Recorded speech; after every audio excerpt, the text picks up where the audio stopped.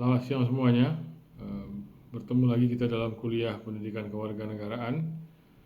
Saya Harsha Permata, adalah tim dosen MKDU Universitas Mercubuana Yogyakarta. Hari ini saya akan menjelaskan terkait topik konsep dan pelaksanaan kewajiban dan hak asasi warga negara.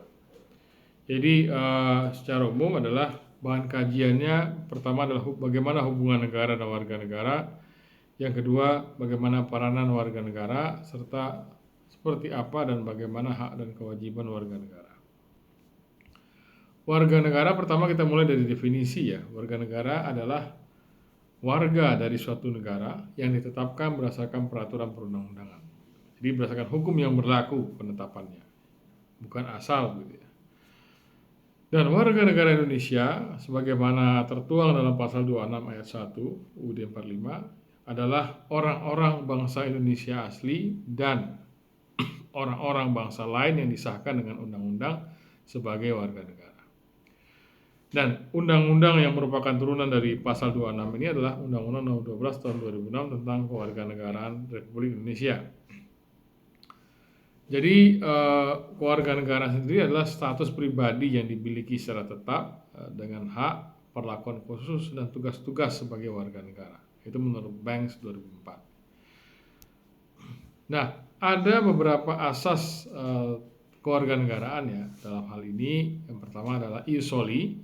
Ius soli merupakan kewarganegaraan yang diperoleh berdasarkan tempat lahir. Seperti kalau pernah dengar Bruce Lee ya, dia menjadi warga negara Amerika Serikat karena dia dilahirkan di Amerika Serikat. Jadi beberapa minggu sebelum kelahirannya, orang tuanya membawanya ke San Francisco dan melahirkannya di sebuah rumah sakit di Chinatown. Nah, setelah lulus SMA, orang tuanya mengirimkannya kembali ke San Francisco untuk supaya dia bisa mengurusi kewarganegaraan Amerika Serikat dengan bekal surat kelahiran yang dimilikinya. Sementara orang tuanya sendiri merupakan warga negara Hong Kong ya, Hong Kong yang merupakan bagian dari kerajaan Inggris, jadi tidak bisa jadi warga negara Amerika Serikat. Berikutnya asas ius sanguinis ya, jadi kewarganegaraan yang diperoleh karena dasar keturunan. Misalnya kalau di Inggris ya mereka menggunakan asas ius sanguinis ya. Bisa menjadi warga negara Inggris jika orang tuanya merupakan warga Inggris. Akan tetapi jika tidak ya maka tidak bisa. Seperti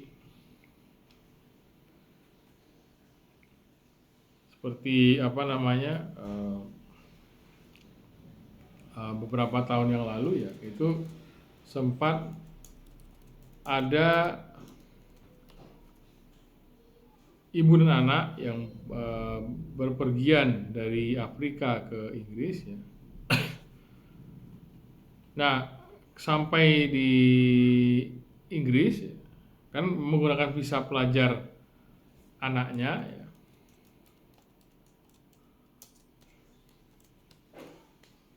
Yaitu berlaku selama 4 tahun, dan setelah 2 tahun di sana,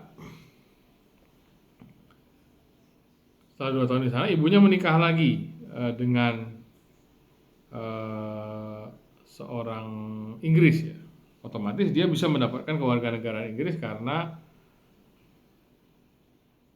ya ius matrimoni ya. Jadi karena pernikahan dia bisa mendapatkan kewarganegaraan Inggris. Akan tapi anaknya tidak, karena anaknya dilahirkan ketika ibunya masih warga negara dari salah satu negara di Afrika. Nah, sempat terjadi polemik ya karena anaknya tersebut harus dideportasi ya. Karena visanya sudah habis. Ya, Inggris tetap pada peraturan, mereka tidak mau memberikan kewarganegaraan dengan cuma-cuma ya. Harus ada asas dasar-dasarnya seperti apa yang ditaati. Indonesia bagaimana? Indonesia menganut asas campuran, yaitu antara ius sanguinis dan ius soli gitu ya. Bisa lahir di sini kita bisa mengklaim sebagai warga negara, bisa memproses ya, atau keturunan sini. Ada 2 problem kewarganegaraan terkait hal itu. Pertama adalah kewarganegaraan ganda, Yang kedua adalah tidak memiliki kewarganegaraan. Ini ceritanya Indonesia dulu pernah ya, kita 2016 itu ada seorang akademisi ya, namanya Archandra Tahar, itu diangkat menjadi menteri. Ternyata setelah 2 minggu diketahui kalau beliau sebelumnya telah mendapat kewarganegaraan Amerika Serikat. Otomatis kalau berdasarkan undang-undang, maka kewarganegaraan Indonesianya akan hilang. Nah, dia kemudian diberhentikan menjadi menteri dan apply lagi menjadi warga negara Indonesia dengan melepaskan statusnya sebagai warga negara Amerika Serikat. Nah, ini masalah dua kewarganegaraan. Kita tidak menganut prinsip kewarganegaraan ganda, kita menganut prinsip kewarganegaraan tunggal. Oleh karena itu, jika mendapat kewarganegaraan dari negara lain, maka warga negara Indonesia itu hilang.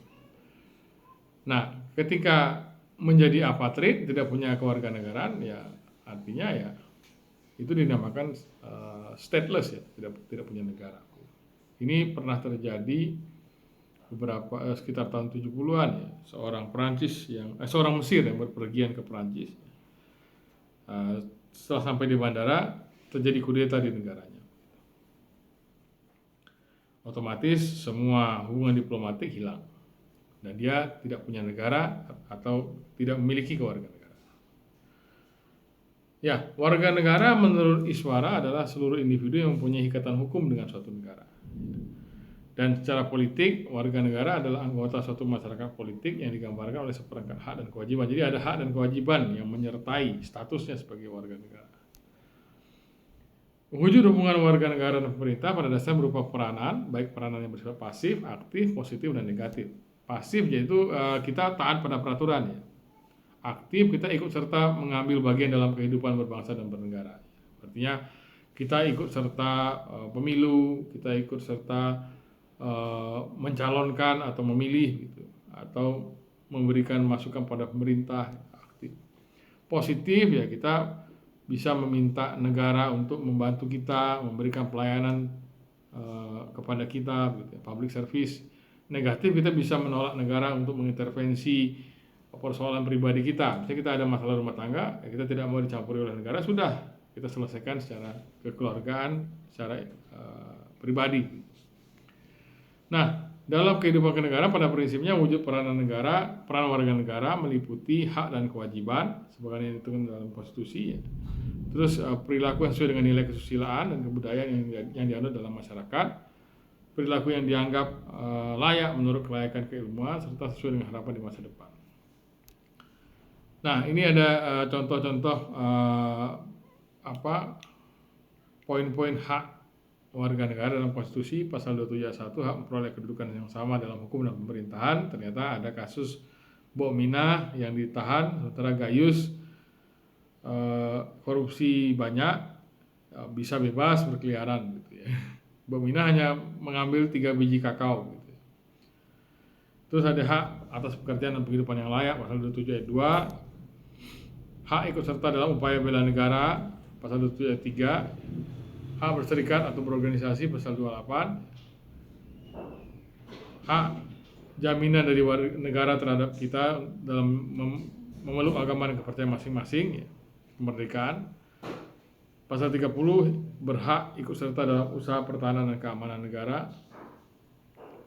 Dan kewajiban kita harus taat pada hukum dan peraturan. Jika hukum dan pemerintahan, jika tidak maka kita bisa seperti orang-orang yang digambar ini ya, menjadi tersangka. Terus ada wajib juga kewajiban untuk bela negara ya, pasal 27 ayat 3. Kemerdekaan beragama dijamin oleh negara ya. Pendidikan dibiayai, pasal 31 ayat 2, minimal pendidikan dasar ya.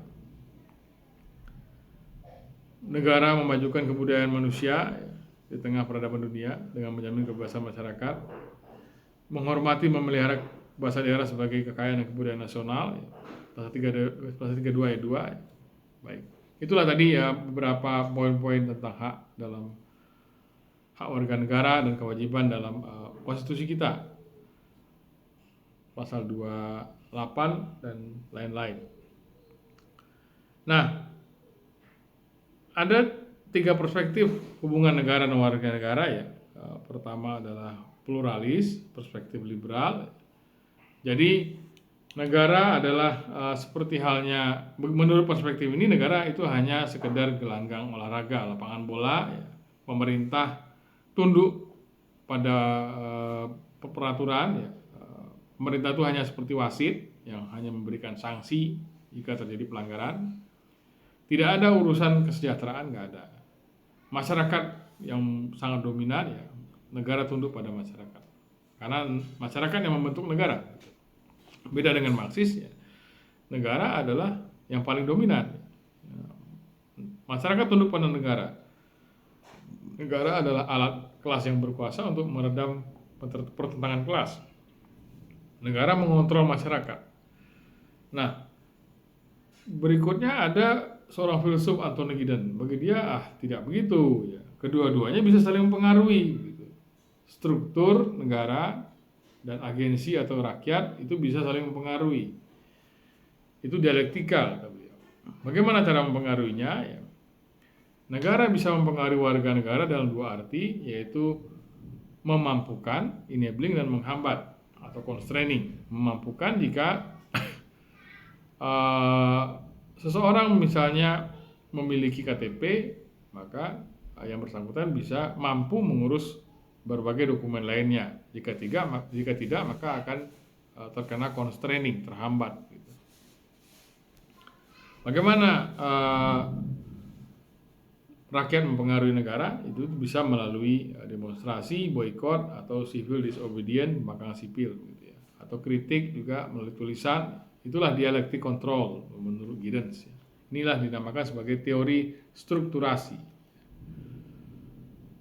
Nah, bagaimana dengan Indonesia? Ya, kita sepertinya lebih cocok dengan teori strukturasinya Anthony Giddens, ya, yaitu negara mempengaruhi melalui enabling dan constraining, memampukan dan menghambat, dan rakyat juga bisa demonstrasi, protes jika pemerintah tidak bertugas sesuai dengan juklaknya atau tidak memenuhi kebutuhan hidup warga negara dan tidak mendistribusikan keadilan sosial. Ada dua presiden yang dijatuhkan melalui demonstrasi, yaitu Soekarno, Bung Karno, dan Pak Harto. Itulah dari saya, terima kasih atas perhatiannya. Kurang lebihnya mohon maaf. Sampai bertemu di pertemuan berikutnya. Selamat siang.